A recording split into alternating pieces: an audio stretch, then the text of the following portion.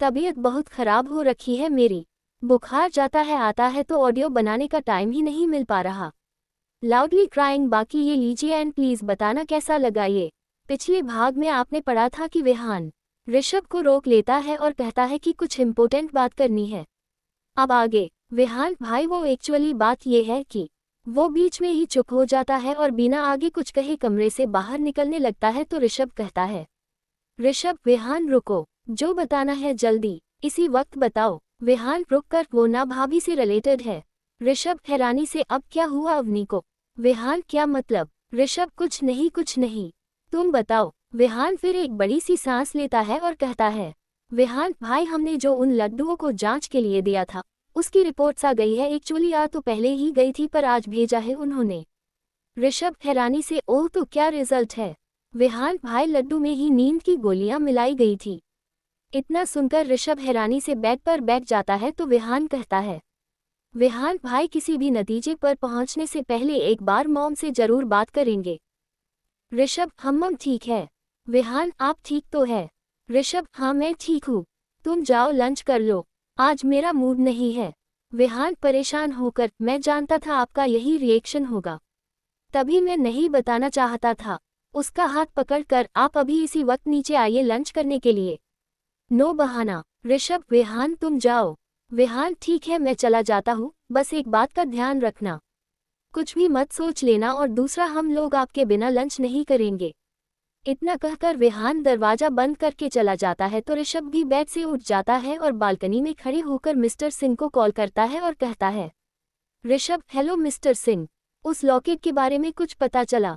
उधर से mister Singh hello sir, ये बहुत पुराना मॉडल लग रहा, थोड़ा मुश्किल है पता करना, फिर भी मैं कोशिश करता हूँ। ऋषभ हम मिस्टर सिंह सर आप लोग वापस कब आ रहे हैं। ऋषभ जल्द ही। क्यों क्या हुआ। मिस्टर सिंह वो बस आकाश सर और अनंत सर लेट नाइट वर्क करते हैं और कभी कभी तो घर भी नहीं जाते हैं। ऋषभ हैरानी से ठीक है, मैं बाद में कॉल करता हूँ। Mister Singh okay sir. Call फिर कट जाता है तो ऋषभ फोन वही टेबल पर रखकर बाहर का नज़ारा देखने लगता है। आज मौसम थोड़ा अलग लग रहा होता है, ठंडी हवाएं चलना शुरू हो गई होती है तो ऋषभ भी अंदर आकर स्लाइडिंग विंडो क्लोज कर देता है और फ्रेश होने के लिए चला जाता है। नीचे विहान हॉल में ही सोफे पर बैठकर कंपनी से रिलेटेड वर्क कर रहा होता है। वही नील भी सामने बैठकर अपनी बुक्स पढ़ रहा होता है। आदि अपने कमरे में परेशान बैठा होता है क्योंकि अभी तक कोई जानकारी नहीं मिली होती है कि आखिर गाड़ी कौन ले गया। वो अभी भी बस कॉल करके इन्फॉर्मेशन लेने की कोशिश कर रहा होता है। बाहर विहान लैपटॉप को देखते देखते थक गया होता है तो उसे बंद करके साइड में रख देता है और नील की तरफ देखकर कहता है, विहान तुम एमबीबीएस कर रहे हो ना। नील बुक बंद करके जी। विहान तो एग्जाम कब से है। तुम्हारा लास्ट ईयर होगा। नील नहीं 4th ईयर है, बस कुछ महीनों में एग्जाम्स हो जाएंगे तो मुझे जल्दी ही जाना होगा यूनिवर्सिटी। विहान ओ नील आपकी बात हो गई ट्विंकी दी से। विहान शर्माते हुए नहीं अभी कहाँ। नील तो कब करेंगे प्रपोज आप उन्हें। विहान हैरानी से ये बात तुम कह रहे हो। नील मिस्टर विहान अगर आप किसी चीज़ या किसी को प्यार करते हैं तो अपने दिल की बात एक बार सामने रख देना चाहिए। विहान अगर वो नहीं माने तो। नील तो चुपचाप उसके डिसीजन की रिस्पेक्ट करो और निकल जाओ। विहान अब नील को हैरानी से देख रहा होता है। वो शौक होता है कि आखिर नील इसे कैसे ऐसी बातें कर रहा। कुछ देर तक उसे ऐसे ही देखता रहता है तो अपनी तरफ ऐसे देखते पाकर नील कहता है, नील हाथ हिलाकर क्या हुआ मिस्टर विहान। विहान मुस्कुराते हुए मैं सोच रहा कि तुम कब से ऐसी बातें करना शुरू हो गए। नील सर पर हाथ फेरते हुए वो बस देव का देव पुराण पढ़ लिया था रात में। विहान ओ देव क्या राइटर है। ग्रेट। नील हंसते हुए हाँ कुछ चीजें लिखी हुई है, मैं आपको दे दूंगा, वैसे भी बायोलॉजी की किताब दिखाते हुए मेरे लिए यही ठीक है। विहान मुस्कुराने लगता है कि तभी ऋषभ सीढ़ियों से उतरकर नीचे आ जाता है और सोफे पर बैठकर कहता है, ऋषभ विहान से वो ब्लू वाली फाइल रेडी हुई। विहान फाइल देते हुए हाँ भाई ये लीजिए, अब आप ठीक है ना। ऋषभ मुस्कुराते हुए हम ठीक है। सामने देखते हुए आज अभी तक घर में इतनी शांति क्यों है। विहान क्योंकि अभी तक हमारे घर में बच्चे नहीं आए ना तभी। ऋषभ विहान की तरफ देखते हुए तुम्हें बच्चों की बड़ी लगी होती है।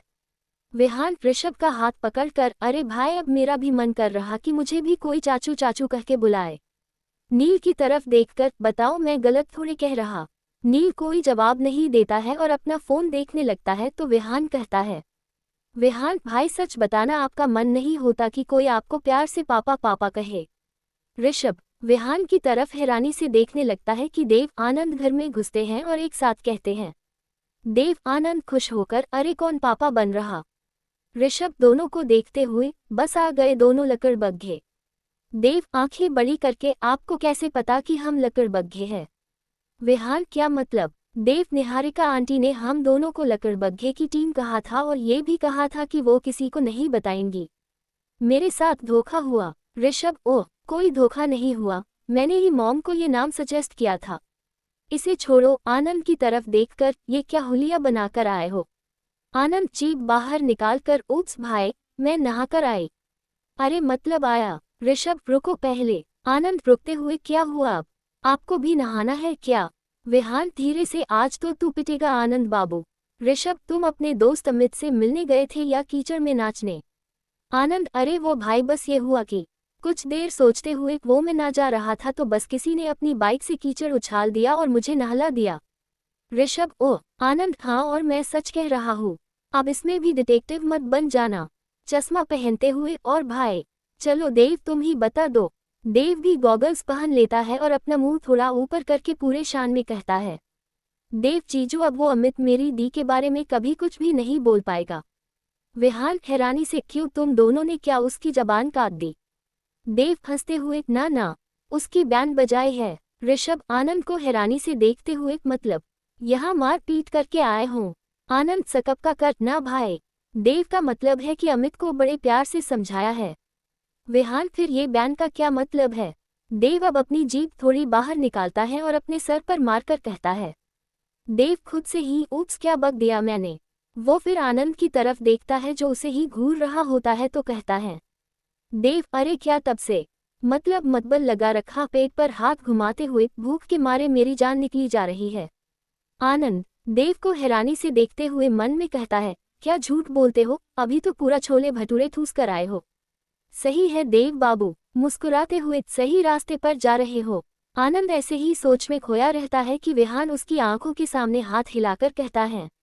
विहान क्या हो गया, कहाँ खो गए। आनंद विहान की तरफ देखकर कहीं नहीं अच्छा चलता हूँ। आनंद सीढ़ियों पर चढ़ जाता है तो देव कहता है। देव दुआओं में याद रखना। बीच में ही विहान मेरे जिक्र का जुबा पे स्वाद रखना। आनंद ये सुनकर वही रुक जाता है और कहता है। आनंद ये गाना क्यों गा रहे हो। देव आप भी तो गाकर जा रहे तो हम भी लाइन पूरी कर रहे। आनंद मुस्कुराते हुए देव चलो तुम मेरे साथ चलो। फिर वो देव का हाथ पकड़कर सीढ़ी पर चला जाता है और उसके कंधे पर हाथ रखकर ऊपर चढ़ते हुए धीरे से कहता है। आनंद अरे बाहर प्लान बनाया था ना कि मारपीट के बारे में कुछ नहीं बताएंगे फिर। देव सॉरी जीज वो बस फ्लो में निकल गया। आनंद बेटा फ्लो में हमें भी घर से बाहर निकाल दिया जाता। देव की ही देव फिर ऊपर चले जाते हैं तो देव कॉरिडोर में आकर कहता है। देव ऊप्स मेरा कमरा तो नीचे है, क्या जीजू आपकी वजह से फिर से मेहनत करनी पड़ेगी। आनंद घूरते हुए मैंने देखी है कितनी मेहनत करते हो। देव अरे आप नाराज क्यों हो रहे। वापस मुड़कर गाते हुए एक तू ही सहारा एक तू ही हमारा, इस दोनों जहां में नहीं कोई हमारा। आनंद जीजू सब कुछ है आप मेरे। आनंद जीजू हो। आनंद बस कर पहले रुलाएगा क्या, जाओ और आनंद बाबू की जय। देव देवानंद बाबू की जय। Anand yo bro I like it. नीचे खड़े जब ये तीनों उन दोनों को कॉरिडोर में ऐसे बोलते देखते हैं तो विहान कहता है। विहान भाई तभी कह रहा घर में बच्चे लाओ, वरना डर है मुझे कि ये लोग ना बन जाए। ऋषभ घूरते हुए विहान अब अगर तुमने बच्चे करना बंद नहीं किया तो तुम्हारी खैर नहीं। विहान मुंह लटका कर मैं सबका अच्छा सोच रहा, दूसरी तरफ मुंह फेरकर और लोग मुझे ही गलत समझ रहे। ऋषभ घूरते हुए पहले तुम लाओ फिर मैं। इतना कहकर वो आदि के कमरे की तरफ बढ़ जाता है तो विहान कहता है। विहान मुझे भाभी से बात करना पड़ेगा अब उफ। नील वही शांति से खड़ा होकर सबको देख रहा होता है और कहता है। नील सब कितने अजीब है। फिर अपनी बुक लेकर अपने कमरे में चला जाता है। वही थोड़ी देर बाद देव भी एक सीढ़ियों पर कूदते हुए नीचे उतर जाता है और कहता है। देव जीजू आप मेरा देव पुराण ले जाना बहुत काम आएगा। विहान शांति से हम देव भी फिर अपने कमरे में चला जाता है तो विहान आंखें घुमाते हुए फिर से अपने लैपटॉप पर काम करने लगता है। उधर आदि के रूम में ऋषभ जब पहुंचता है तो देखता है कि वो इधर उधर जल्दी जल्दी में रूम में घूम रहा। उसे ऐसे देख ऋषभ सामने जाकर खड़ा हो जाता है और कहता है, ऋषभ क्या हुआ आदि, इतने परेशान क्यों नजर आ रहे? आदि परेशानी की ही तो बात है। ऋषभ के फिर से पूछने पर आदि उसे सारी बात बताता है तो ऋषभ कहता है, ऋषभ इस मामले में तो हमें पुलिस को इन्फॉर्म करना चाहिए। आदि खम्मम पर उसके लिए फिर मुझे डलहौजी से जाना पड़ेगा। ऋषभ उसे देखकर तुमने स्टाफ से बात कर लिया? आदि सबसे कर लिया है, किसी को कुछ नहीं पता। दोनों फिर गुमसुम से बैठ जाते हैं कि आदि के फ़ोन पर किसी का कॉल आने लगता है। वो नंबर अननोन होता है तो अटेंड करने से पहले आदि नंबर देखकर ऋषभ की तरफ देखता है और अटेंड करके कहता है, आदि हेलो कौन? उधर से एक आदमी बोलता है। आदमी हेलो सर मैं रमेश, आपकी ट्रैवल एजेंसी का एक स्टाफ मेंबर। आदि हाँ बोलो क्या हुआ? रमेश सर सॉरी, मुझे पता है आप अपनी गाड़ी के लिए परेशान हो गए होंगे। सर मुझे माफ़ कर दीजिए, मैंने बिना पूछे एजेंसी से गाड़ी ले ली थी। आदि उसकी बात सुनकर बिल्कुल हैरान हो जाता है पर शांति से कहता है, आदि क्यों लिया था? रमेश को सर मेरी वाइफ प्रेग्नेंट थी और रात में लेबर पेन ज़्यादा होने की वजह से मैंने आपकी ही गाड़ी ले ली। मैं आपको कॉल करके बताना चाहता था पर हड़बड़ी में फ़ोन ही रोड पर गिर गया और किसी गाड़ी के नीचे कुचला गया। इसके बाद आज फ्री हुआ तो गाड़ी एजेंसी में वापस देकर आ गया है। Sir sorry. आदि उसकी पूरी बात सुनता है और कहता है, आदि ठीक है कोई बात नहीं पर नेक्स्ट टाइम बता कर जाना। बधाई हो तुम्हें और हाँ किसी चीज़ या पैसे की ज़रूरत हो तो बेझिझक कॉल कर देना। रमेश जी सर। फिर कॉल कट जाता है तो आदि मुस्कुराते हुए कहता है, आदि वैसे बाप बनने की खुशी अलग ही होती है। रमेश की बातें सुनकर लग रहा था कि वो बहुत खुश है। ऋषभ मुस्कुराते हुए अब चले। दोनों फिर बाहर हॉल में आ जाते हैं लंच करने के लिए। सब वहां पर पहले से ही बैठे रहते हैं। दोनों सीट्स पर बैठ जाते हैं तो आदि कहता है, आदि ये नए कुक कब आए? ऋषभ आज ही। आनंद सही है आ गए वरना मैं कॉफी पिला पिलाकर पागल हो गया है। विहान पागल तो तुम पहले से ही हो। आनंद जा, अब आपको ट्विंकी नहीं मिलेगी। बने रहो देवदास। विहान मेरा दिल कहता है कि वो भी मुझे पसंद करती है। आनंद आव, बेचारे का दिल टूटने वाला है। विहान घूरते हुए पता नहीं भाई हो या दुश्मन। आदि बस बहस बंद करो दोनों। घूरते हुए खाने के टाइम पर तो शांति से रह लिया करो। आनंद मुस्कुराते हुए, शांति तो भाई की गर्लफ्रेंड। ऋषभ से क्यों भाई? ऋषभ घूरते हुए कोई जवाब नहीं देता है। थोड़ी देर बाद नौकर भी सबको खाना परोस देता है तो सब लोग खाने लगते हैं और तभी आनंद कहता है, आनंद खाते हुए अरे ऋषभ भाई आपने सबको गुड न्यूज नहीं बताई क्या? विहान खुश होकर मतलब मैं चाचू बनने वाला हूँ। आदि खुश होकर मैं मामा बनने वाला हूँ। वाह। ऋषभ अब पूरा हैरानी से आनंद की तरफ देखने लगता है और कहता है, ऋषभ हकलाते हुए आनंद कौन सी गुड न्यूज? विहान बीच में ही, विहान क्या भाई इतनी बढ़िया खबर है और आप हकला रहे? आनंद से आज मैं रात में ही 5,000 रुपये तेरे अकाउंट में भेज रहा। आनंद कंफ्यूजन में ही, यार भाई लोग वो सब तो ठीक है पर ये चाचा मामा कैसे बन गए गुड न्यूज से? ऋषभ टेबल पर हाथ मारकर सब चुप हो जाओ। सब शांत हो जाते हैं और अपना अपना खाने लगते हैं तो आनंद अपना खाना जल्दी से फिनिश कर लेता है और कहता है, आनंद सुनो रे सब के सब, गुड न्यूज ये है कि वो दीपक पकड़ा गया। ये सुनकर विहान और आदि धीरे से कहते हैं, विहान ओ आदि ठीक है। इन दोनों का ऐसा जवाब सुनकर देव कहता है, देव आप दोनों को क्या हुआ? अभी तक तो ऐसे उछल रहे थे जैसे पूरी दुनिया जीत ली हो और अब ऐसे कि किसी ने आप दोनों के सपने उजाड़ दिए हो। विहान ऋषभ की तरफ देखकर सपने ही तो उजाड़े हैं। विहान की ऐसी बात सुनकर ऋषभ बिल्कुल सुन्न हो जाता है और खाना जल्दी से खाकर रूम में चला जाता। नीचे उसके जाने के बाद आदि और विहान ठहाके मारकर हंसने लगते हैं। उन्हें ऐसे हंसता देख नील कहता है, नील मैं कह रहा हूँ आप लोग सच में बहुत अजीब है। फिर वो भी अपने कमरे में चला जाता है। उसके जाने के बाद देव कहता है, देव एक चीज तो अच्छी हुई, गांव जाने से हमें एक हिंट तो मिला कि दीपक कौन अटैक कर रहा। विहान हाँ और अब मैं उस दीपक को बुझा दूंगा। आनंद ना ना ना रे, मुस्कुराते हुए बुझाऊंगा तो मैं। चारों फिर आपस में ही बहस करने लगते हैं कि नहीं मैं। तभी ऋषभ नीचे आता है और पूरे घर की लाइट बुझाकर चला जाता है। लाइट ऑफ होने की वजह से आदि कहता है, आदि अरे लाइट किसने बुझा दिया? देव हंसते हुए लगता है दीपक के बुझाने के चक्कर में लाइट वाले ने हमारी लाइट ही बुझा दी। हाँ। विहान चलो आज हम दीपक जलाएंगे। आनंद पहले मैं। ये लोग फिर से पहले मैं कह के हंसना शुरू कर देते हैं। दूसरी तरफ अवनी अब रेडी हो गई होती है वापस घर आने के लिए। उसका जरा सा भी मन नहीं कर रहा होता है ऋषभ के पास जाने का, फिर भी मुंह फुलाते हुए कमरे से निकल आती है और फिर सबसे गले मिलकर खुशी से धीरे से कहती है, अवनी अब टास्क तुम्हें ही पूरा करना है देवरानी जी। खुशी जी ऋषभ जी की रानी। हंसते हुए अवनी को फिर अवनी रिया के पास जाती है और कहती है, अवनी भाभी आप मेरे साथ मॉल चलेंगी क्या? रिया हैरानी से, अरे तुम घर जा रही हो ना, फिर मॉल क्यों? अवनी आप हमारे साथ चल रही है। और क्यों जा रहे वो कार में बता दूंगी। रिया नहीं अवनी। अवनी भाभी आप क्या अपनी नंद की एक इच्छा नहीं पूरी कर सकती? रिया हंसते हुए, तुम भी आनंद की कैटेगरी में जा रही हो। अवनी धीरे से, ही मुझे इन रोल्स के बीच फंसाने वाले भी तो वही है। अवनी ऐसे ही शांति से खड़े होकर सामने देखने लगती है तो रिया कहती है, रिया क्या हुआ, चलना नहीं है क्या? अवनी वाओ आप चल रही, चलिए फिर। दोनों फिर घर से बाहर आ जाती है। सब लोग अवनी को छोड़ने बाहर तक आ गए होते। उसे जाता देख आराध्या जी की आंखों में आंसू आ जाता है तो अवनी कहती है, अवनी अरे माँ आप रो क्यों रही है? देखिए आप ऐसे रोएंगी तो मैं नहीं जा रही। आराध्या जी उसके माथे को चूमकर, नहीं मैं नहीं रो रही। अवनी फिर से एक बार मुस्कुराते हुए सबके गले मिलती है और फिर कार में बैठ जाती है। रिया भी बैठ जाती है तो राहुल जी कहते हैं, राहुल जी पूरी सावधानी से अवनी को घर पहुंचाना देना। ठीक है। ड्राइवर हाँ कह के सर हिला देता है और फिर कार स्टार्ट कर देता है। ड्राइवर आराम से ड्राइविंग कर रहा होता है क्योंकि पहाड़ी इलाका होता है तो सब कुछ सावधानी से करना पड़ता है।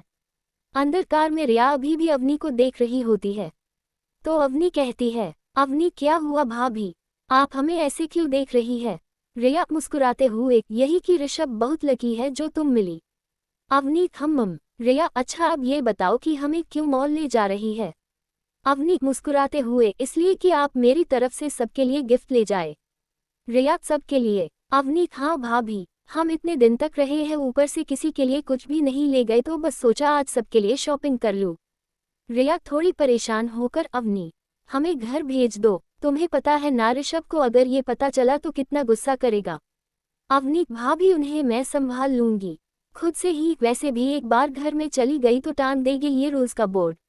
रिया क्या हुआ, कार वापस मोड़ दो, हम शॉपिंग बाद में कर लेंगे। अवनी भाभी प्लीज चलिए ना, फिर देव और नील भाई के लिए भी कुछ लेना पड़ेगा, आखिर इतनी मदद जो की है। रिया हंसते हुए, तुम अगर मदद के बदले कुछ दोगी तो वो कभी नहीं लेंगे। अवनी उम्मम फिर तो उनकी बहन के रिश्ते के नाते, तब शायद मना ना करे। रिया मतलब तुम शॉपिंग जाकर रहोगी? अवनी जी हाँ। अवनी फिर ड्राइवर को फिनिक्स मॉल के सामने रुकने के लिए पहले से ही कह देती है तो वो कहता है, ड्राइवर मैम मास्टर ने सीधे घर आने के लिए कहा है। अवनी अरे आप मॉल लेकर चलिए, मैं मास्टर धीरे से ब्लास्ट से बात कर लूंगी। अवनी के कहने पर ड्राइवर थोड़ी देर बाद फिनिक्स मॉल के सामने कार रोक देता है। फिर अवनी और रिया ड्राइवर को वहीं छोड़ अंदर मॉल में चली जाती है। मॉल पूरा भरा पूरा होता है, उसे देख रिया कहती है, रिया ऐसा लग रहा पूरा डलहौजी आज ही शॉपिंग पर आया है। अवनी हंसते हुए, कोई खो गया तो 2-3 घंटे बाद ही मिलेगा। कोष्टक डॉट। दोनों फिर हंसते हुए ऊपर जाने के लिए सीढ़ी वाली लिफ्ट पर चली जाती है। वैसे तो रिया को कुछ लेना नहीं होता पर अब जब मॉल आ ही गई है तो आदि के लिए कुछ लेने का सोचती है। दोनों पहले गर्ल्स कॉर्नर पर जाती है और वहां से अवनी सभी लड़कियों के लिए कुछ ना कुछ ले लेती है और रिया के हाथों में थमाती रहती है। रिया भी सारा सामान लिए हंसते हुए उसके पीछे चल रही होती है। उसके बाद आराध्या जी के लिए वो साड़ी खरीदती है और फिर बॉयज कॉर्नर में आती तो राहुल जी के साथ साथ सभी के लिए शर्ट्स और जीन्स लेती है सिवाय ऋषभ के। तो रिया कहती है, रिया ओ मैडम अपने हस्बैंड के लिए कुछ नहीं लेना क्या? अवनी नाक सिकोड़ते हुए, नहीं। रिया अरे ऐसे कैसे नहीं, चलो लो प्यार से कुछ तो ले लो। अवनी भाभी मुझे नहीं कुछ लेना उनके लिए। तभी एक सर्व्स गर्ल अवनी से कहती है, सर्व्स गर्ल मैम आप ये परफ्यूम अपने हस्बैंड के लिए ले सकती है, जस्ट न्यू ब्रांड है जो कल ही दुबई से आए है, इसकी खुशबू भी बहुत अच्छी है, सामने करके आप एक बार ट्राई कर सकती है। अवनी ये सुनकर रिया की तरफ देखने लगती है तो रिया कहती है, रिया कर लो ट्राई। सामान दिखाते हुए, मैं नहीं कर पाऊंगी। अवनी फिर मुस्कुराते हुए परफ्यूम थोड़ा सा हाथ पर स्प्रे करती है और कहती है, अवनी चलिए मुझे बहुत पसंद आया, मैं अपने लिए ले रही। रिया उसकी बात सुनकर हंसने लगती और कहती है, रिया तुम दोनों की फाइट हुई है क्या? अवनी कोई जवाब नहीं देती है और सेल्स गर्ल से कहती है, अवनी इसकी 2 बॉटल्स और दीजिए। वो सेल्स गर्ल 2 बॉटल और देती फिर वहां से चली जाती है। रिया फिर परफ्यूम को रखते हुए कहती है, रिया ये 2 किसके लिए? अवनी मुस्कुराते हुए, एक मेरी भाभी के लिए, दूसरा भाभी की तरफ से भाई के लिए। रिया मुस्कुराते हुए कहती है, रिया अच्छा भाभी की नंद जी अगर शॉपिंग हो गई हो तो चले। टाइम देखते हुए पूरा 1 घंटा हो गया है। पता है ना ज्यादा शाम होने से पहले घर पहुंचना है। अवनी जी भाभी जी चलिए। अच्छा रुकिए। रिया रुक जाती है और मुड़कर कहती है, रिया क्या हुआ? अवनी वो भाभी आप सारे गिफ्ट्स कार में रखवा दीजिए और घर चले जाए ड्राइवर के साथ, तब तक मैं मॉल में ही थोड़ी और शॉपिंग कर लूंगी जब तक ड्राइवर वापस नहीं आएगा। रिया ऐसा कुछ भी नहीं होगा, तुम अभी घर जाओ, मैं ऑटो से चली जाऊंगी। अवनी भाभी शाम हो गई है और मैं आपको अकेले ऑटो में नहीं जाने दूंगी। इतना कह के वो काउंटर पर जाकर सब कुछ पे करती है और बाहर आकर सारा सामान रख देती है और ड्राइवर से कहती है, अवनी भाभी को घर छोड़ कर आ जाए, तब तक मैं यही मॉल में हूँ। ड्राइवर रिया की तरफ देखने लगता है तो अवनी कहती है, अवनी आप चिंता मत करिए, ऋषभ जी कुछ भी नहीं कहेंगे। ड्राइवर कुछ नहीं कह पाता है और अवनी रिया को कार में बिठाकर अपने सामानों के साथ फिर से मॉल में चली जाती है। दूसरी तरफ ऋषभ भी शाम की मीटिंग्स अटेंड करके कार लेता है और थोड़ी देर बाद मॉल पहुंच जाता है। उधर अवनी मॉल में बुक्स कॉर्नर पर जाती है और 2-3 बुक्स को देखकर कहती है, अवनी उन 1-2 राक्षस को पता नहीं कैसी किताबें पसंद आती होंगी। वो कुछ किताबों को देखती है और फिर बिना खरीदे ही किचन वाले सामानों के कॉर्नर में चली जाती है और वहां पर से एक बेलन उठाकर देखती है और कहती है, अवनी ये गिफ्ट सही रहेगा मिस्टर राक्षस के लिए। फिर वो बेलन ले लेती है। दूसरी तरफ ऋषभ भी इंतफाक से उसी मॉल में जाता है जहां अवनी भी होती। जैसे ही अंदर जाता है मास्क पहन लेता है ताकि कोई पहचान ना सके। अंदर की भीड़ देखकर तो वो भी हैरान हो जाता है। वो अपनी घड़ी में टाइम देखता है जिसमें 5 बज गए होते हैं। ऋषभ फिर ज्वेलरी कॉर्नर पर जाता है और वहां पर एक पेंडेंट की फोटो दिखाकर वैसा ही मांगता है। कुछ देर बाद सेल्स ऋषभ को देखकर मुस्कुराते हुए वो पेंडेंट पैक करके दे देती है।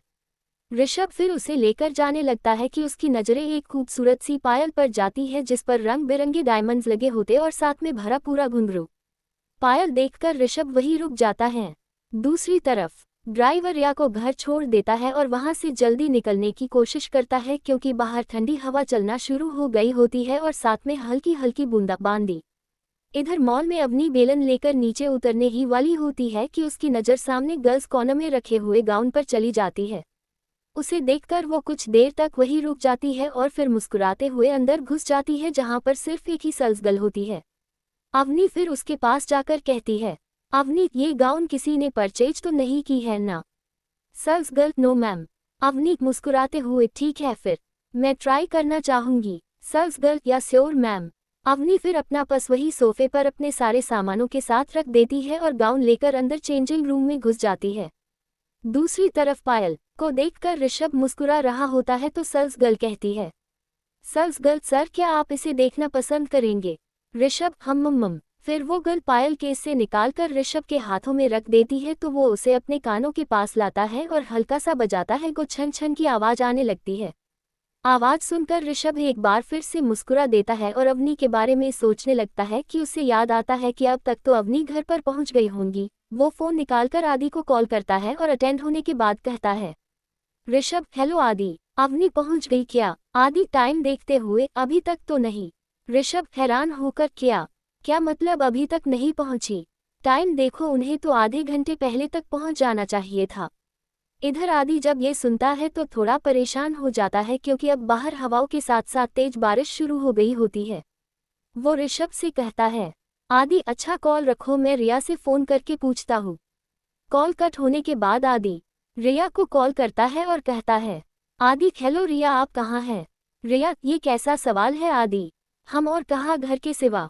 आदि प्यार से आप अकेली है? रिया हम अपने कमरे में हैं। आदि अच्छा तो अवनी कहाँ है? रिया हैरानी से क्या मतलब कहाँ है? घर पर पहुंच गई होंगी अब तो। आदि नहीं। रिया बालकनी से बाहर देखते हुए क्या बोल रहे हैं आप? ड्राइवर तो आधे घंटे पहले ही निकल चुका था। आदि अब रिया की बात सुनकर थोड़ा हैरान हो जाता है और कहता है, आदि आधे घंटे क्या मतलब इसका? रिया आज मैं और अवनी फीनिक्स मॉल गए थे। तो अवनी ने शॉपिंग कराने के बाद मुझे ड्राइवर के साथ घर भेज दिया था और अब तो आधे घंटे हो चुके हैं ड्राइवर को निकले। ये सुनकर आदि को बहुत ज्यादा गुस्सा आ जाता है तो वो कहता है, आदि आपको ख्याल भी है आप क्या करके आए हैं? रिया हैरानी से उसकी बात सुनती है और कहती है, रिया हम क्या करके आए हैं?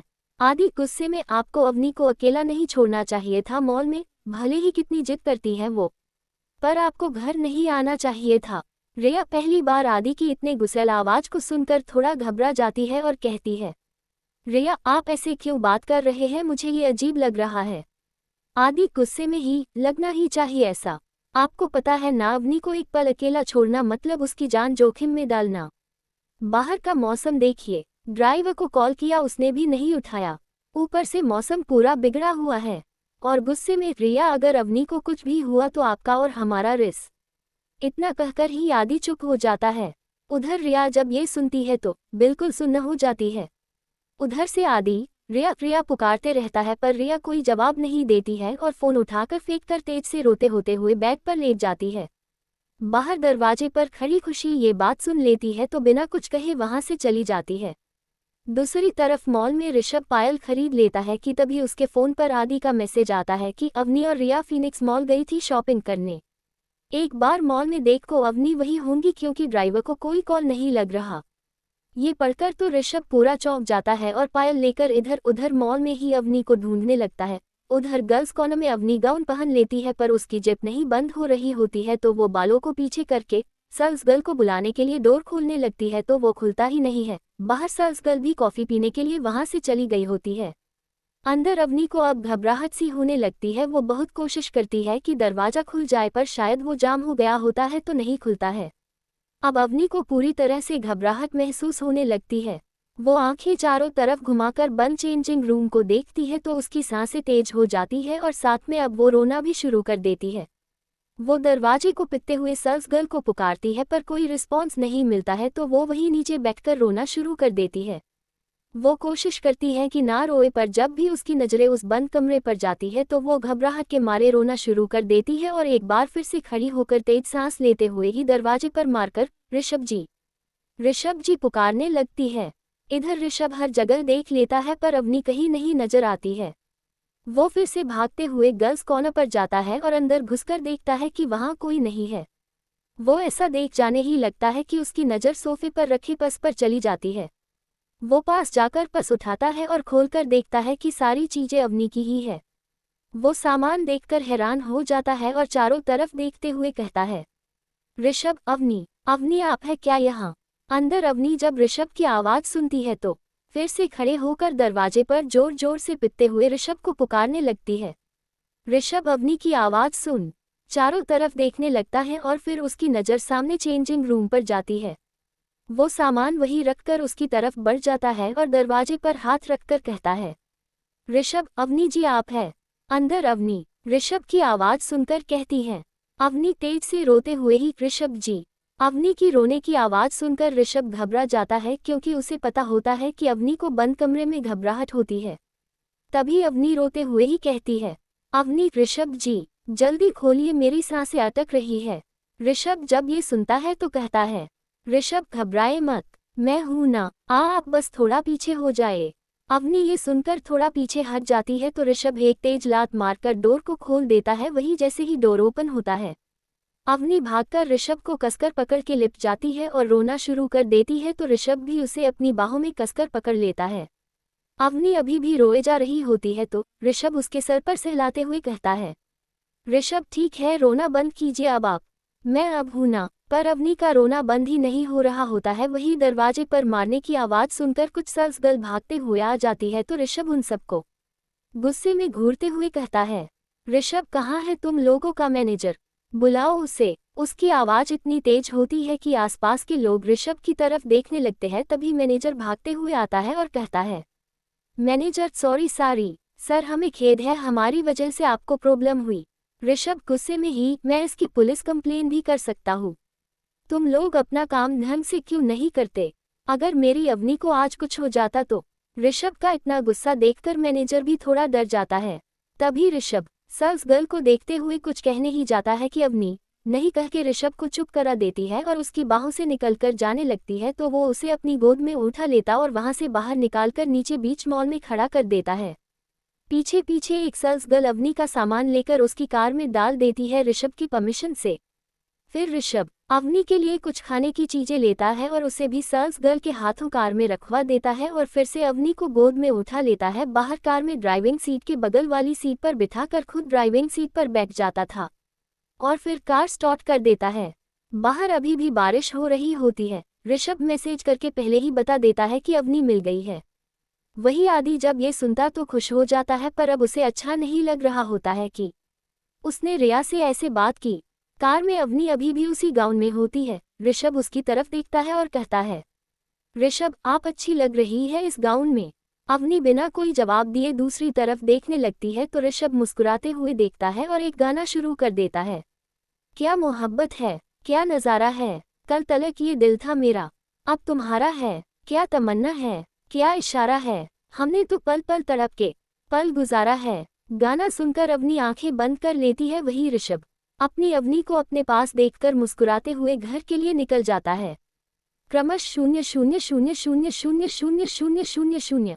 अगला भाग 46। पिछले भाग में आपने पढ़ा था कि ऋषभ अवनी मॉल से घर के लिए निकल जाते हैं। अब आगे अब बाहर मौसम कुछ हद तक साफ हो गया होता है, बारिश भी रुक गई होती है।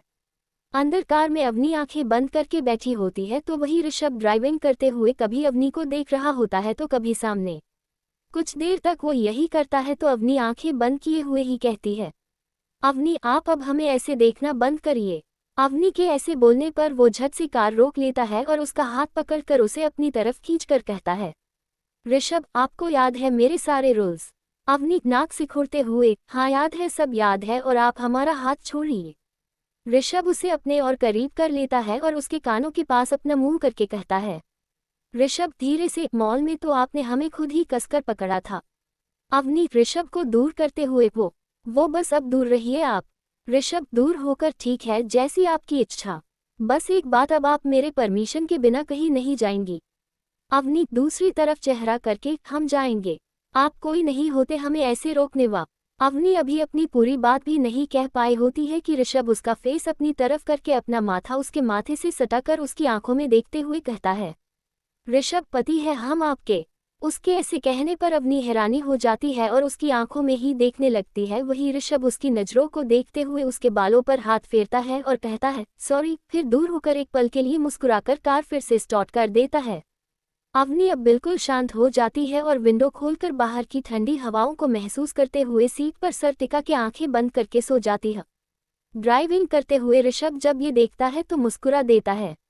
दूसरी तरफ घर पर सब लोग शांति से हॉल में बैठे होते हैं। कोई किसी से कुछ नहीं कहता है कि तभी कुक आकार कहता है, कुक विहान सर आज खाने में क्या बनाना है। विहान आपका जो मन करे वही बना दीजिए, वैसे भी कुछ खाने का मन नहीं है। आनंद बीच में ही, आनंद हाँ मेरा भी नहीं है, आ जाने दो भाभी को, मैं बताता हूँ आज मैं बहुत नाराज हूँ उनसे। आदि सोफे से उठकर, आदि कोई कुछ नहीं कहेगा अवनी से, वो ऑलरेडी परेशान होगी। विहान, आदि भाई आपको पता है ना, उन्हें कुछ हो गया तो मॉम तो हम लोगों को कढ़ाई में तल देंगी। फिर भी भाभी को इतना मना करने के बाद वो घर जाने के बजाय मॉल चली गई। देव उसकी बात सुनकर हंसने लगता है कि आदि कहता है। आदि उसके कंधे पर हाथ रखकर, विहान तुम सबकी चिंता मैं समझ रहा हूँ, चलो ठीक है अवनी आ जाए तो सब डांट लेना, मुस्कुराते हुए पर प्यार से। देव हंसते हुए, ठीक है फिर अब ये दुखी बाबा बनना बंद करो, सब थोड़ा मुस्कुराओ। सब उसकी बात सुनकर मुस्कुराने लगते हैं और थोड़ी देर तक हॉल में बैठने के बाद अपने अपने कमरों की तरफ चले जाते हैं। आदि अपने कमरे में जाता है और डोर लॉक करके बेड पर लेट जाता है और आज के बारे में सोचने लगता है कि जिस तरह से उसने रिया से बात किया वो बहुत गलत था। अपना सर पकड़कर कहता है, कहीं का गुस्सा कहीं और निकल गया, ओ गॉड। फिर वो अपना फ़ोन लेता है और मैसेज करता है, पर कोई रिप्लाई भी नहीं आता है।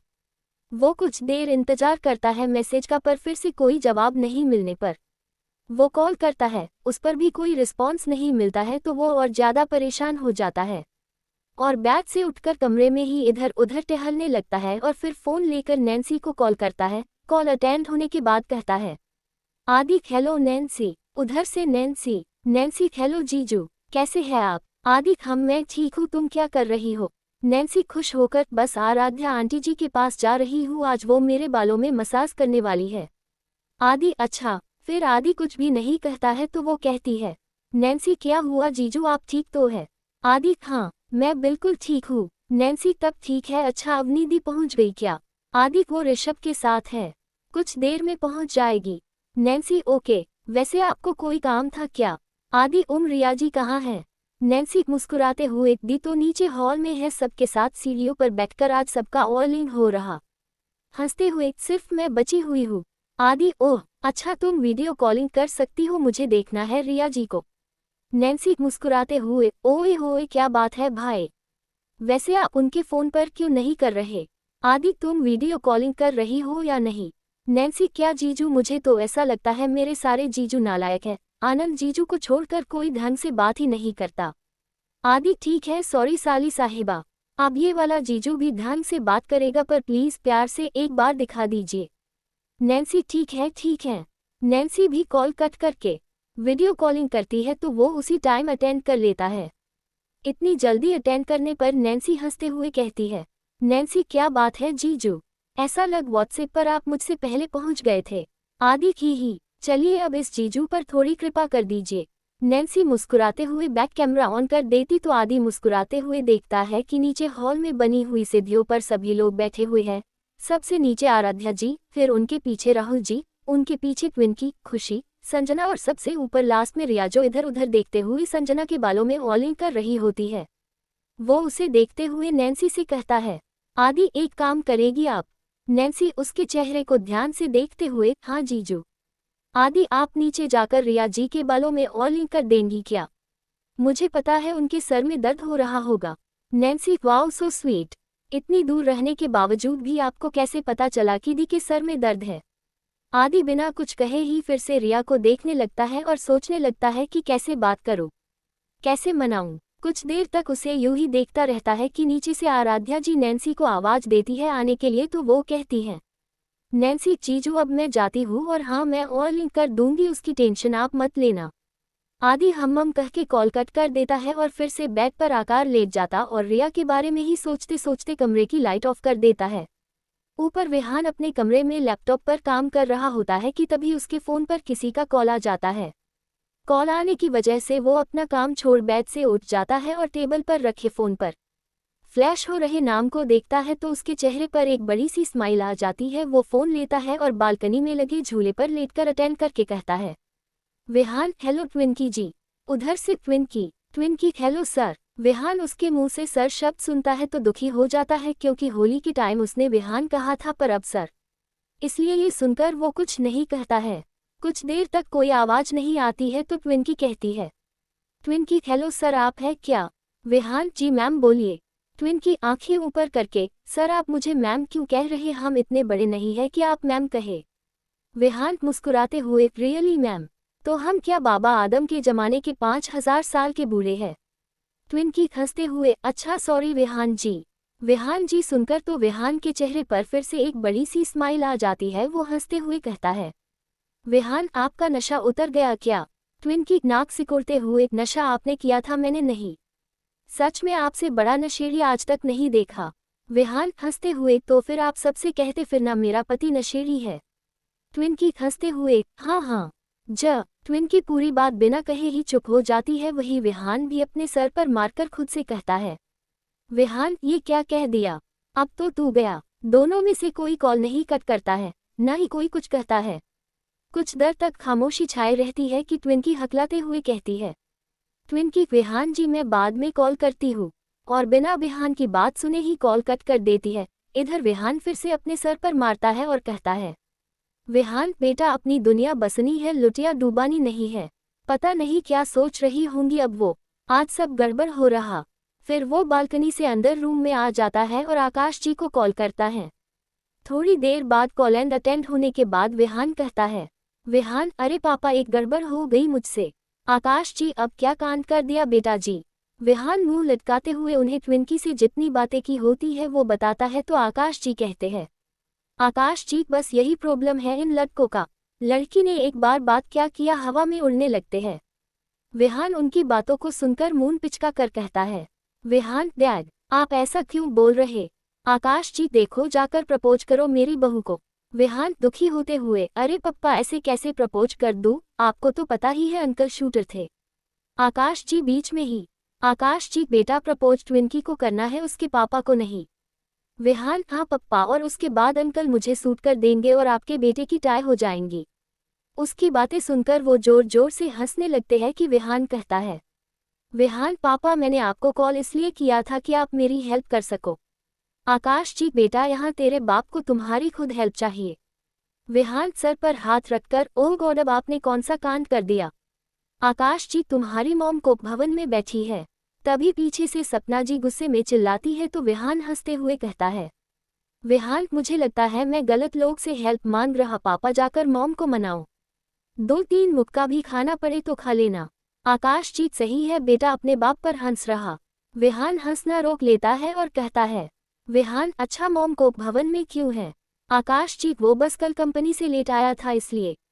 विहान सामने घूरते हुए, डैड कितनी बार कहना पड़ेगा कि आप दोनों लोग इतनी देर तक काम ना करो। अब मैं वापस आ रहा हूँ। आकाश जी आना पर मेरी बहू को साथ लेकर, वरना घर के सामने जो पेड़ है ना उसी पर उल्टा लटका दूंगा। चलो अब मैं जा रहा अपनी शिकायत पेटी को मनाने। इससे पहले विहान कॉल कट करता उसे आकाश जी के हंसते हुए चिल्लाने की आवाज आती है कि नहीं नहीं अब नहीं कहूंगा शिकायत पेटी। विहान उनकी बात सुनकर तेज से हंसने लगता है और हंसते हुए ही हॉल में पहुंच जाता है। अब डिनर का टाइम आ गया होता है तो सब हॉल में बैठ जाते हैं। विहान को ऐसे जोर से हंसता देख आनंद कहता है, आनंद काहे भाई ऐसे दांत निकालकर क्यों हंस रहे हो? विहान कोई जवाब नहीं देता है और हंसता रहता है तो आनंद अपनी जगह से खड़ा हो जाता और विहान का माथा अपने कंधे पर रखकर उसकी पीठ को सहलाते हुए कहता है, आनंद कोई नहीं भाई, ऐसा होता है इस जालिम दुनिया में। ऐसे दुख में हंसना नहीं चाहिए। क्या हुआ अगर ट्विकी ने ना कह दिया तो? देव एक कोल्ड ड्रिंक की बोतल ले आना फ्रिज से। फिर विहान से, भाई मैं आपके लिए अच्छी सुशील गुणकारी संस्कारी कन्या खोज दूंगा, पर हंसते हुए, बस अब आप ऐसे राक्षसों की तरह हंसना बंद कर दो। विहान उसकी बात को सुनकर हैरानी से उसे दूर करते हुए कहता है। विहान घूरते हुए, किसने कहा कि ट्विंकी जी ने ना कर दिया?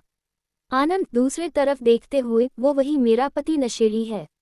विहान घूरते हुए आनंद को देखकर कहता है, विहान मतलब तुम मेरी बातें सुन रहे थे?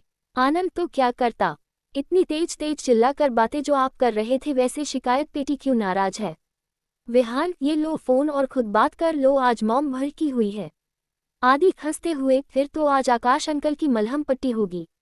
विहान फिर से उनकी बात सुनकर हंसने लगता है तो देव कहता है, देव जीजू लोग इस कोल्ड ड्रिंक का क्या करे? विहान मुस्कुराते हुए, आनंद के ऊपर उड़ेल दो। आनंद ये सुनकर देव के हाथों से कोल्ड ड्रिंक की बोतल लेकर पूरी पी लेता है और फिर थोड़ी देर बाद चारों तरफ घूमते हुए गाता है, मैं पुरानी हूँ मगर पुरानी शराब जैसी हूँ। गौर से देखिए मैं एक गुलाब जैसी हूँ। नशा मेरे चिढ़के उतरता नहीं और मुझे देखकर दिल भी भरता नहीं। चारों उसे हैरानी से आंखें बड़ी करके देखने लगते हैं कि वो भागकर रूम में जाता है और वहां से सर पर चुन्नी डालकर हॉल में आ जाता है और सबके बीच में घूमते हुए कहता है, अपने जिगर को थाम के बैठो, अपने जिगर को थाम के बैठो, थाम के बैठो, थाम के बैठो। विहान अब हैरानी से देव की तरफ देखने लगता है तो वो कहता है, देव जीजू आप मुझे ऐसे क्यों देख रहे हैं? विहान कान मरोड़ते हुए, सच सच बताना क्या मिलाया है कोल्ड ड्रिंक में? देव आए कान छोड़िए, वो बस थोड़ी सी मिला दी है, जीजू ने ही तो कहा था लाने, ले लिए तो मुझे लगा देवदास का फॉर्म देना है आपको। विहान सच में कभी नहीं सुधरोगे दोनों के दोनों। देव आ जीजू कान छोड़िए। पीछे से नील उसका दूसरा कान मरोड़ने लगता है तो वो कहता है, देव हाँ हाँ दोनों के दोनों उखाड़ लो मेरा कान, फिर मैं काना बनकर घूमूंगा। दोनों उसकी बात सुनकर कान छोड़ देते हैं पर नील उसे गुस्से में ही घूरने लगता है तो वो कहता है, देव अरे काहे गुस्से में आंखें नीली कर रहे हो, शांत हो जाओ वरना लाइफ टाइम ब्लॉक ही रहना पड़ेगा। नील घूरते हुए, क्या मतलब? देव बिना कुछ कहे हो कह के जाने लगता है कि आनंद उसे पकड़ लेता है और उसे नचाते हुए कहता है, आनंद के बांधी कमरिया से साड़ी, के आई अब आंटी की बारी। रे बांधी कमरिया से साड़ी, के आई अब आंटी की बारी।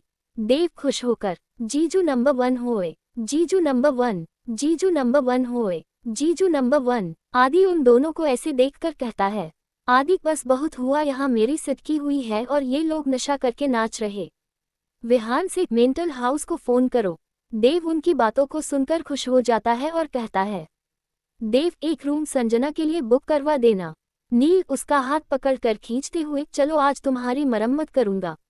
देव मैं कोई संगमरमर नहीं हूँ जिसकी मरम्मत करोगे। नील तुम तो गए।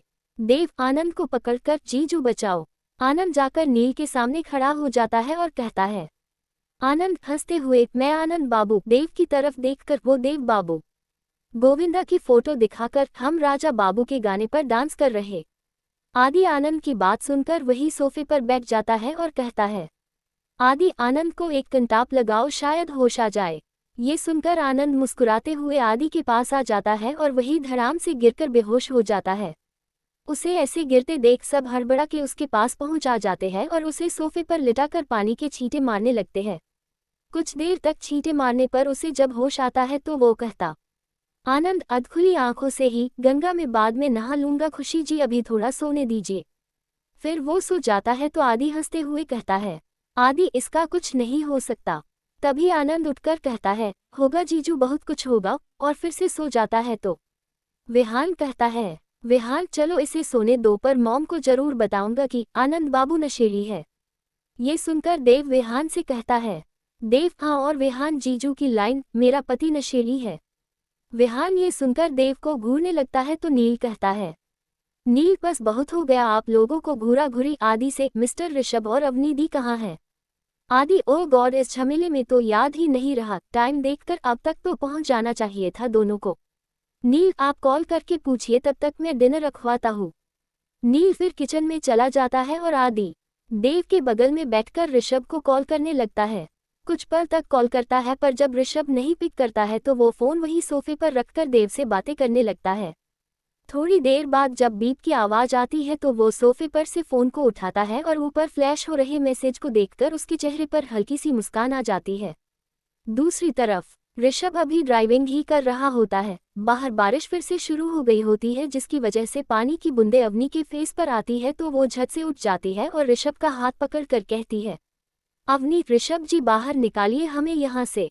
ऋषभ अवनी की ये बात सुनकर कार रोक देता है और उसका चेहरा अपनी तरफ करके कहता है, ऋषभ क्या हुआ, आप ठीक तो हैं? अवनी ऋषभ की आवाज सुनकर होश में आ जाती है और देखती है कि ऋषभ उसके चेहरे को पकड़े हुए उसे हैरानी से देख रहा। वो भी कुछ पल तक उसे देखती रहती है और फिर उसे धक्का मारकर दूर करके कहती है, अवनी हाँ, हम ठीक है, आप पास मत आइए। फिर अवनी विंडो क्लोज करके उस पर अपना सर टिका लेती है वही ऋषभ। अवनी को कुछ देर देखता है और बिना कुछ कहे कार स्टार्ट कर देता है। दोनों शांत रहते हैं। ऋषभ ड्राइविंग बहुत धीरे धीरे कर रहा होता है तो अवनी कहती है, अवनी अब तक तो हमें घर पहुंच जाना चाहिए था ना। ऋषभ कोई जवाब नहीं देता है। अवनी उसे शांत देखकर फिर से कहती है, अवनी ये आप कछुए की चाल में ड्राइविंग क्यों कर रहे हैं? हमें आज ही घर जाना है। इस बार ऋषभ ड्राइविंग करते हुए ही कहता है। ऋषभ सामने देखते हुए, हम होटल जा रहे हैं। अवनी हैरानी से, क्या होटल? पर क्यों? हमें तो घर जाना है। ऋषभ बिना जवाब दिए बाहर देखता है और फिर गाड़ी एक होटल के सामने रोक देता है। जिस जगह पर कार रोकी होती है वहां बारिश का पानी नहीं पहुंच रहा होता है, इसलिए सबसे पहले ऋषभ निकलता है और अवनी की साइड पर आकर डोर ओपन कर देता है और कहता है, ऋषभ बाहर आ जाए। अवनी सामने देखते हुए हाथों से ना आने का इशारा करती है तो वो कहता है, ऋषभ क्यों? चलिए बाहर निकलिए, रात ज्यादा हो गई है अब। अवनी आंखें बंद करके, हमारे पैरों में दर्द है, हम नहीं चल पाएंगे। ऋषभ थोड़ा झुककर, क्यों, क्या हुआ आपके पैरों को? अभी तक तो ठीक लग रहे थे। अवनी चेंजिंग रूम में दरवाजे को बहुत लाते मारी थी इसलिए दर्द हो रहा। ऋषभ हंसते हुए, वाह, मतलब उसे भी लाते मारना नहीं छोड़ी आप। अवनी नाक सिकोड़कर घूरते हुए ऋषभ को देखने लगती है तो वो कहता है, ऋषभ उसकी नाक पर धीरे से उंगली मारकर, मेरे पास तरीका है। इतना कह के वो थोड़ा झुकता है और अवनी की कमर में हाथ डालकर गोद में उठा लेता है और सामने देखते हुए कहता है, ऋषभ मुस्कुराते हुए, वैसे तरीका अच्छा है आपका मेरे करीब आने का। अवनी घूरते हुए, आप अभी इसी वक्त हमें नीचे उतारिए। ऋषभ होटल के अंदर घुसते हुए, उतारेंगे आपको पर बेड पर। अवनी उसे घूरते हुए उसकी गोद से उतरने की कोशिश करने लगती है, वही ऋषभ उसे मुस्कुराते हुए और कसकर पकड़ लेता है और काउंटर पर पहुंचकर कहता है, ऋषभ रूम में सब रेडी है ना? काउंटर पर जो लड़की होती है वो मुस्कुराते हुए अवनी को देखती है जो ऋषभ को हैरानी से देख रही होती है और कहती है, गल्प यस सर सब रेडी है। Have a sweet night ma'am and sir. Rishabh फिर चाबियां लेता है और लिफ्ट में पहुंच जाता है तो अवनी कहती है, अवनीत ये बाहर क्या कह के आए हैं आप? ऋषभ उसकी तरफ देखकर क्या? अवनीत ज्यादा भोले बनने की कोशिश मत करिए और हमें नीचे उतारिए। ऋषभ उसे देखकर मुस्कुराते हुए ना में सर हिलाता है और सामने देखने लगता है। थोड़ी देर बाद लिफ्ट खुलती है तो वो लोग एक रूम के सामने पहुंच जाते हैं। फिर ऋषभ चाबियों से डोर ओपन करता है और अंदर आकर अवनी को बेड पर बिठा देता है और कहता है, ऋषभ अभी आप यहीं बैठिए, मैं आता हूँ। इतना कहकर ऋषभ जाने के लिए मुड़ता है तो अवनी उसका हाथ पकड़कर रोक लेती है और कहती है, अवनी कहाँ जा रहे हैं आप? ऋषभ आता हूँ थोड़ी देर में। फिर वो हाथ छुड़ाकर रूम से बाहर निकल आता है और आदि को मैसेज करता है, थैंक्स साले साहब रूम बुक करने के लिए। फिर वो नीचे काउंटर के पास पहुंचता है और काउंटर पर खड़ी लड़की से पैरों पर लगाने के लिए ऑइंटमेंट लेता और लेकर फिर कमरे की तरफ बढ़ जाता और जैसे ही रूम का दरवाजा खोलता है तो देखता है कि अवनी आधी खड़ी हो गई और गिरने वाली है तो वो भागकर उसे पकड़ लेता है और कहता है, ऋषभ उसकी तरफ देखकर, आपके पैरों में क्या इतनी चोट लगी है? अवनी कोई जवाब नहीं देती है तो वो उसे बेड पर बिठा देता है और खुद नीचे बैठकर उसकी टांग पकड़ने लगता है तो वो पीछे कर लेती है। उसे ऐसे करता देख ऋषभ कहता है, ऋषभ ये क्या कर रही है आप? पैर आगे करिए। अवनी ये सुनकर पैर और पीछे कर लेती है तो वो उसकी टांग जबरदस्ती पकड़ लेता है और गाउन थोड़ा पीछे करके देखता है कि उसके पैर आधे सूज गए हैं। वो सर ऊपर करके उसे हैरानी से देखने लगता है और कहता है, ऋषभ ये सिर्फ दरवाजे पर मारने की वजह से हुआ। अवनी कोई जवाब नहीं देती है तो वो अपनी जगह से खड़ा हो जाता है और उसके करीब होकर कहता है, अवनी मुझसे झूठ मत बोलना, आप सच सच बताए कैसे हुआ ये? अवनी उसे दूर करके, आप थोड़ा दूर रहिए। ऋषभ उसे अपने करीब करके, जब तक आप नहीं बताएंगी तब तक मैं नहीं हटूंगा। अवनी बाथरूम में गिर गए थे, बस सुन लिया, खुश हो गए आप? ऋषभ बिना कुछ कहे नीचे बैठ जाता है और उसके पैरों पर ऑइंटमेंट लगाते हुए कहता है, ऋषभ कोई खुश नहीं है, हम नीचे देखते हुए ही, आप जब तक ठीक रहेगी मैं तब तक ठीक रहूंगा। आप खुश रहेंगी मैं खुश रहूंगा। इतना कह के ऋषभ फिर उठ जाता है और फ्रेश होने के लिए चला जाता है। उसके जाने के बाद अवनी दुखी होकर खुद से कहती है, ऋषभ जी जो किया ठीक है पर प्लीज अब मुझे आपकी आदत नहीं चाहिए, दूर रहिए आप हमसे।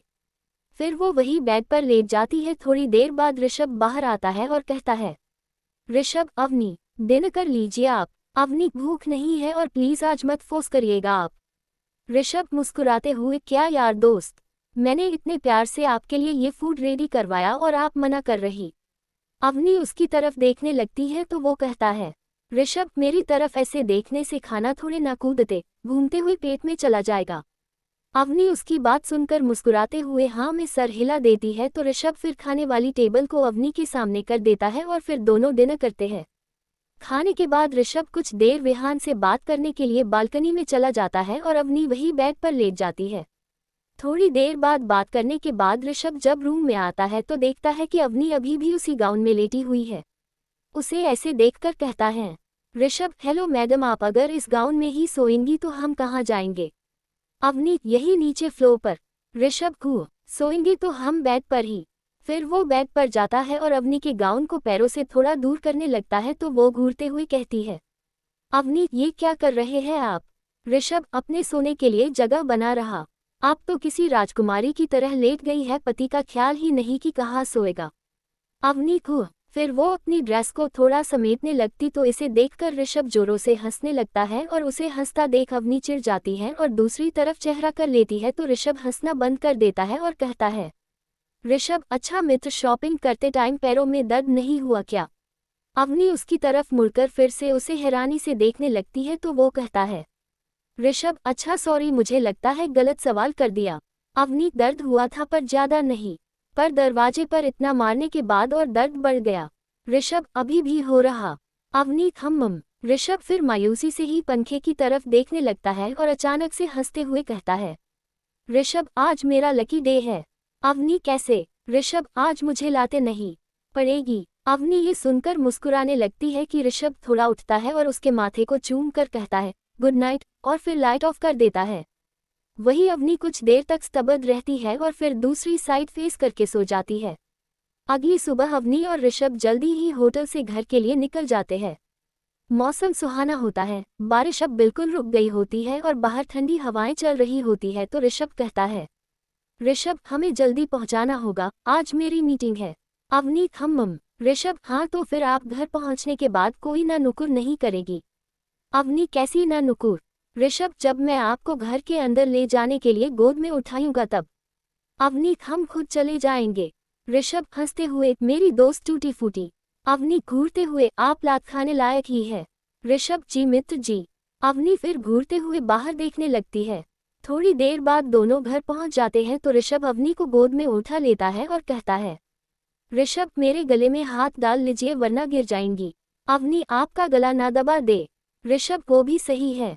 अवनी उसे ऐसे बोलते देख उसके गले में हाथ डाल लेती है तो ऋषभ हंसने लगता है और कहता है, ऋषभ कल से ही आपके पैर जमीन पर नहीं गए हैं मित्र जी। अवनी घूरते हुए कोई जवाब नहीं देती है। दोनों फिर डोर के पास पहुंच जाते हैं और उसे खोलकर अंदर जाने के लिए ऋषभ कदम बढ़ाता है तो सीढ़ियों पर से ही विहान और आनंद एक साथ कहते हैं, रुक जाए आप दोनों वहीं पर। कैसा लगा आज का भाग?